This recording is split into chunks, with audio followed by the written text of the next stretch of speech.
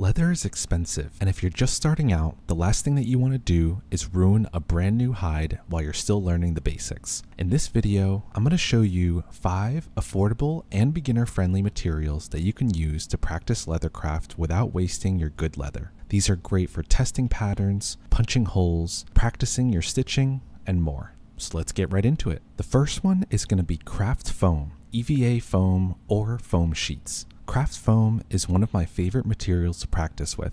It's inexpensive, easy to cut, and it reacts surprisingly well to hole punches and stitching chisels. It won't feel like real leather, of course, but it's great for practicing your cutting accuracy, glue-ups, folds, and even basic construction techniques for things like wallets or money envelopes. Next is going to be faux leather or vinyl. If you want something that looks and feels a bit closer to real leather, faux leather or vinyl is a great option. You can find it at almost any fabric store or online for pretty cheap. It's useful for practicing how to handle material with a grain and a flesh side, and it's also good for stitching and gluing.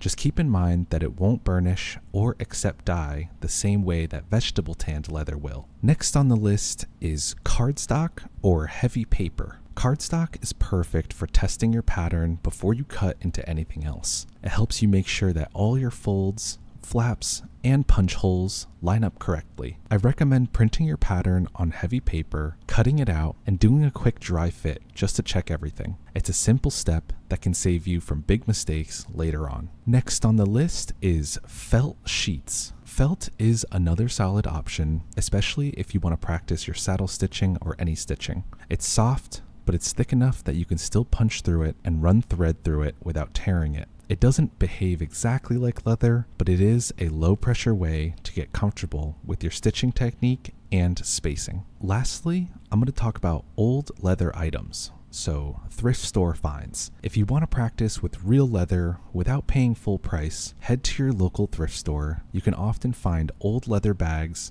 belts, or jackets for just a few bucks. Take them home, take them apart, and reuse the leather for practicing edge finishing, stitching, or building small projects. It's an awesome way to get hands-on experience with leather without worrying about messing up an expensive hide. As a bonus tip, instead of trying to simulate a full build every single time, try isolating one technique and practicing it on repeat. For example, take a strip of felt and focus only on saddle stitching, or punch some stitch lines into foam and practice thread tension. This way, you're improving specific skills without wasting time or materials on full builds. Breaking things down like this helps you learn faster and avoid feeling overwhelmed. So before you cut into your good veg tan or full grain leather, try practicing with one of these affordable alternatives first. It'll save you time, money, and a lot of frustration while you're learning. I'll drop the affiliate links for all of these materials in the description if you want to check them out for yourself. And while you're down there, grab my free pattern for a leather money envelope. It's beginner friendly, and it's a really great first project. As always,